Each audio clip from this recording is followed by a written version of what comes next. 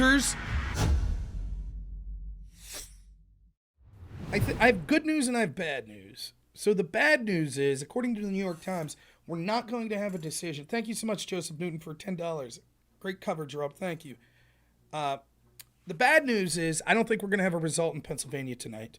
The New York Times is claiming that because mail-in ballots weren't allowed to be started to count until this morning, they're not going to have those finished.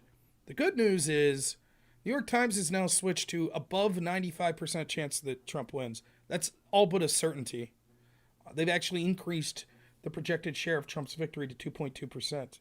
That means that we won't get an official statement from Pennsylvania tonight, one way or another. But that's it. I think that is safe to say. I am willing to say, at this point, I've been reserved. Just one more thing. Let me check one more thing. Let's see, just to be super careful before I say anything I regret. Let's see what Decision Desk is suggesting about Pennsylvania. It as well as putting Trump at over 95%. Just to remind everyone, where we stand right now is right here, where Trump currently has 251, if we count Alaska, which we will. And Democrats have 226. That's it. Without calling a state, saying that there's an over 95% chance, that's it.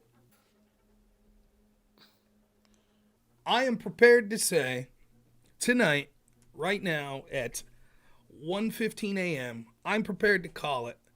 Donald Trump is the next president of the United States of America. I don't think that I've been hasty in that call. I think I've been reserved as possible. I think that's it. I don't see a path at this point. I think Pennsylvania is done. There are not enough outstanding ballots. She cannot win Pennsylvania. Is this a real call? It's my call. It's not the official call. I think there's a better than not chance that Trump wins every remaining state. He's going to win Arizona. He's going to win Nevada. He's going to win Wisconsin. He's going to win Michigan. He does not need to win any of those four if he wins Pennsylvania. Robert Whaley saying CBS is saying that Pennsylvania, Arizona will take until Thursday to count. That may be true. However, what I heavily suspect is they know how many ballots are outstanding. They just don't know who those ballots are for. And because of that, even with the remaining outstanding ballots, I do not think there is enough to be able to swing Pennsylvania for Kamala Harris. I don't.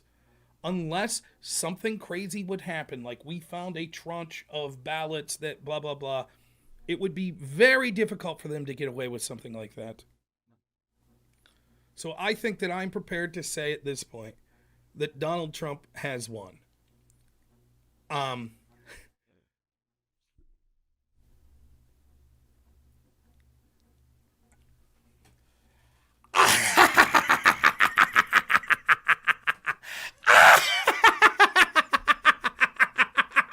Fuck you, losers, pieces of shit that wanted to use your authoritarianism to go after anyone just because they sought to support a candidate that you didn't like.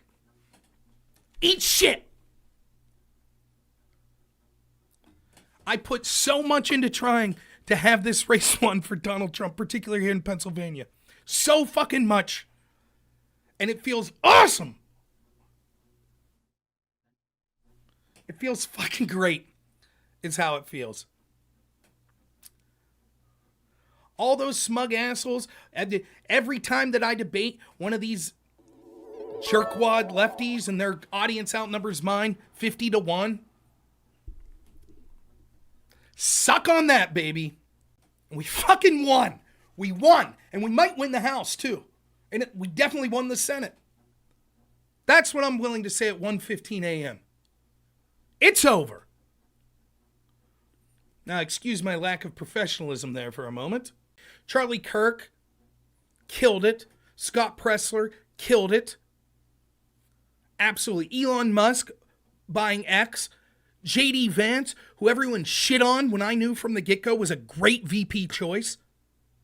Absolutely tremendous. Remember when everyone was saying how weird he was? Crushed it. J.D. Vance crushed it.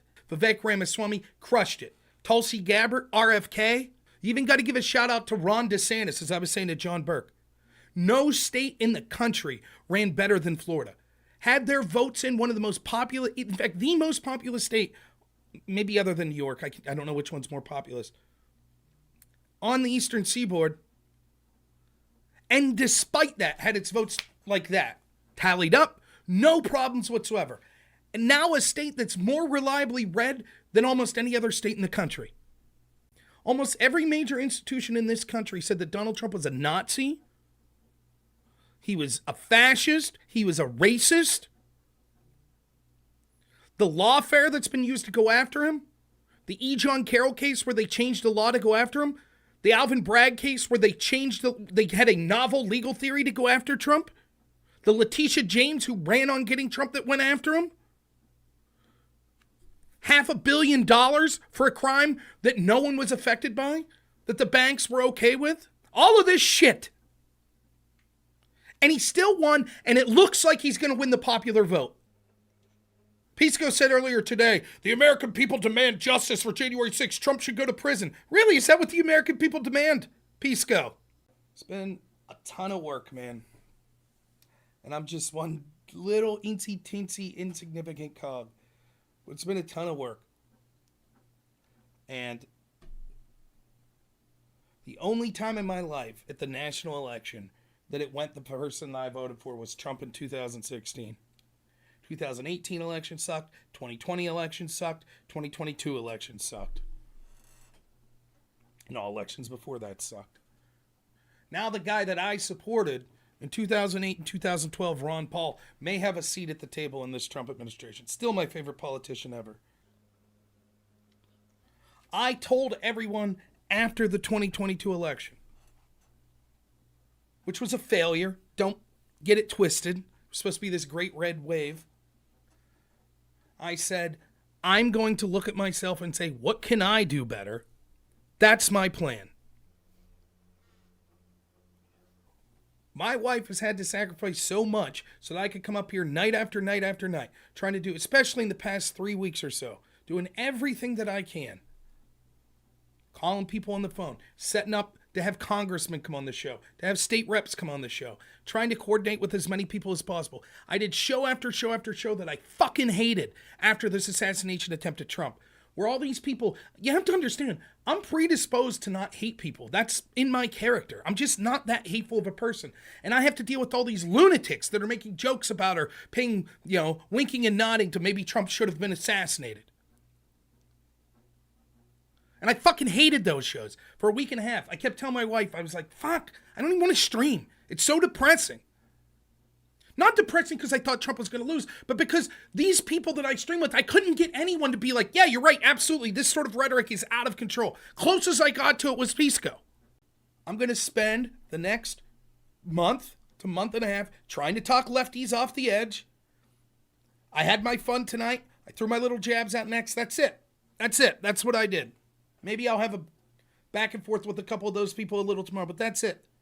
I'm going to be trying to explain to lefties why they need to keep calm. Trump's not God Emperor. He's not going to order the assassination of his opponents. He's not going to lock up everyone like the Democrats want to do. Take a breath. Don't do anything crazy. There's going to be enough lefties out there engaged in acts of violence. We don't want them coming from the streaming community. Thank you all. Keep looking. Listen, don't do anything crazy. Have fun. You're adults, or not, I guess. You want to pick on people on the other side, they would have done it to you. But try to have a little bit of humility. Understand that people will be hurting. Again, you do you. I went after some streamers that I thought are big boys that are adult enough they could handle it. Just a little. Just a sprinkling. Nothing too serious. But no, there will be people in your life that are really going to go through a tough time now. That was going to happen no matter who won. Mark Halperin said it'll probably be one of the greatest mental health crises in the history of the country. And he's right. So just remember that. NBC called PA for Dawn. Yeah. Just remember that. Try to have a little empathy and compassion for those people. Even if they wouldn't have for you. That's what makes us stand apart.